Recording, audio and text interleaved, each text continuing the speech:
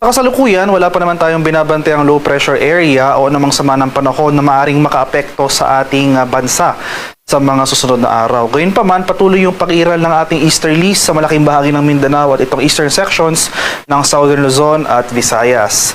At makikita rin natin dito sa ating latest satellite images, itong mga makakapal na kaulapan na kasalukuyang umiiral dito sa malaking bahagi ng Mindanao ay ang patuloy ng pag-iral ng ating easterlies.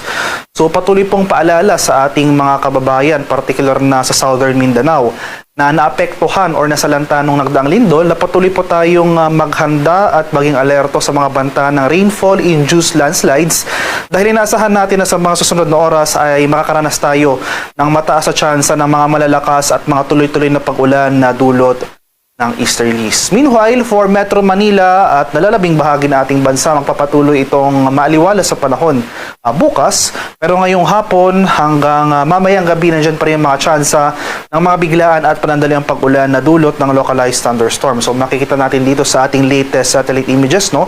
Itong mga kaulapan sa may Luzon at Visayas. Ito po yung mga namumuong kaulapan na associated sa ating mga localized thunderstorm. So, hindi naman po magtatagal yung mga pag-ulan na ito, pero may kalakasan. So, maghanda pa rin po tayo sa mga localized flooding, especially sa mga susceptible areas.